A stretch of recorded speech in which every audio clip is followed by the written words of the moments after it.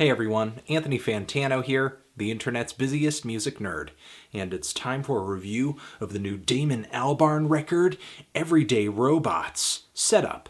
Question. Punchline.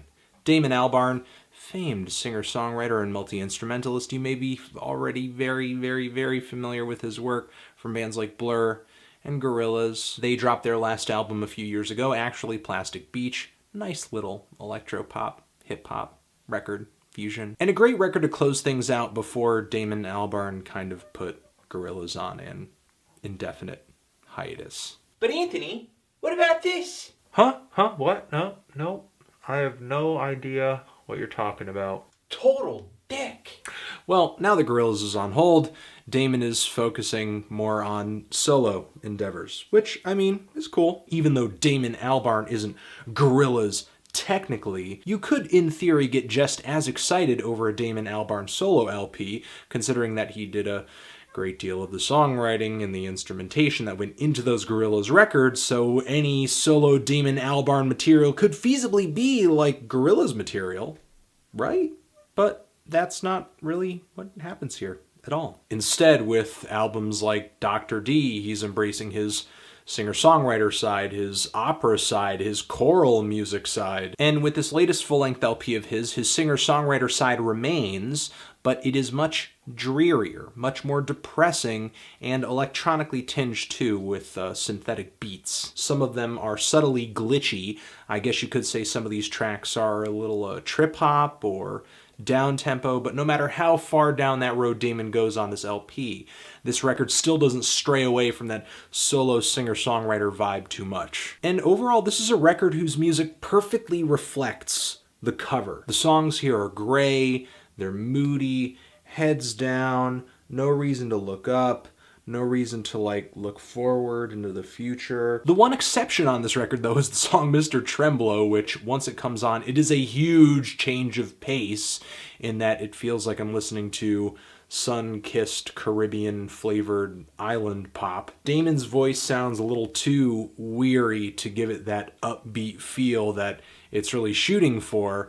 Not to mention the instrumentation sounds like the Wiggles are playing it. This track is the one significant moment of emotional variety in the middle of this record, and it falls flat on its face. The only other left hook on this record is the closing track, Heavy Seas of Love, where Damon is actually still on his choral pop kick. Maybe that actually isn't too much of a left hook since that was on his last record as well. But still, it does vary from the formula of many songs on this album, and even though a lot of the vocals on here feel a little too theater, they feel a little too trained, I do think they add a lot to the song, and it is a beautiful song, and Damon sounds really passionate over the chorus as he's singing the Heavy Seas of Love refrain. Even though the record is a little hit or miss, I do like that this song comes through and at least leaves things off with a very big, grand, feel-good mood. Outside of those two tracks, the forecast for this record is in the low 60s, it's overcast, there's a drizzle with a slight chance of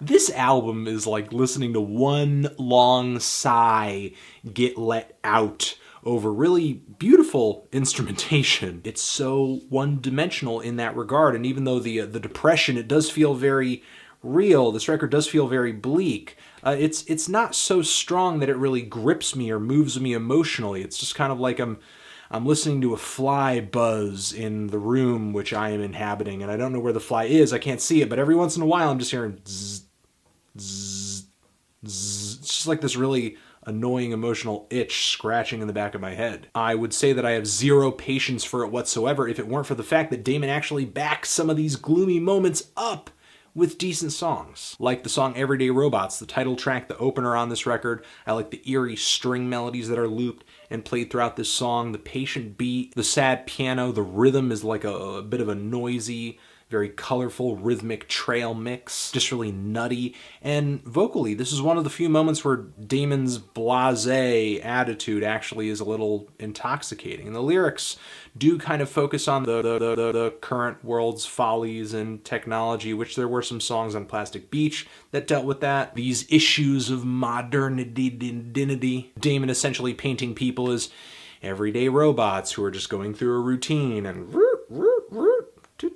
texting, sexting. And if you really wanted to confirm the sadness on this LP, no need to look any further than the song Lonely Press Play. A song that's kind of about music as a refuge, at least how I interpret it. The groove is a little smoother on this track than it is on others. Acoustic guitars blend with piano really nicely. And this track has a chorus that's stuck in my head from first listen.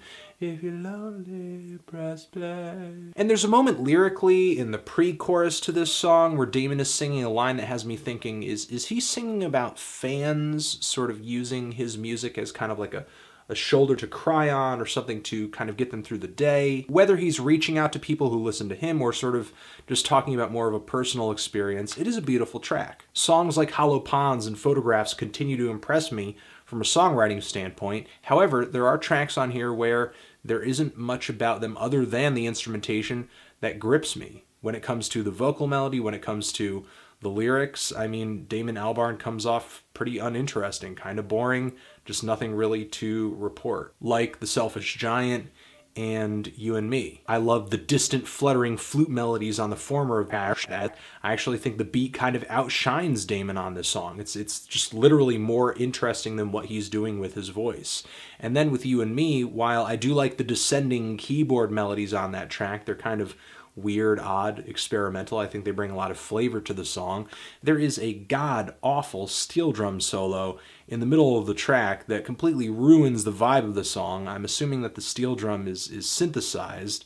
Whether it is or it isn't, it is not a good addition to the song. Overall, this record consistently brings seductively sad songs with instrumentation that is very smooth, it's tasteful, it's well assembled. Some of the samples here and there feel a little bulky, but I think it adds to the glitchy tone of the track. So Damon does make these songs feel a little rough in some respects, despite their very soft nature. But as I've said, sometimes through this soft instrumentation, a gripping song or a gripping melody or lyric doesn't even shine through. And while there are highlights on this record, good songs, and I do think this record is emotionally potent, at least when it comes to the instrumentation, sometimes I feel like Damon's vocals are just a little too drained in the way that I feel like sometimes the vocals are a little too drained on like a national record or something like that. But I mean, obviously to an extent, I'm sure that is intentional. I mean, how can you not expect some kind of apathy or bleakness coming from the music with an album cover like this representing it?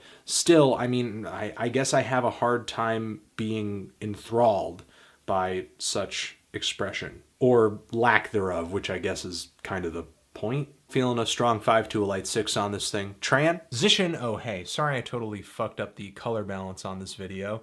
Seems to be fixed now, but you know. Gotta get through these things. Damon Albarn, Everyday Robots. Music, what'd you think of this record? Love you. Hey, have a nice day. Forever.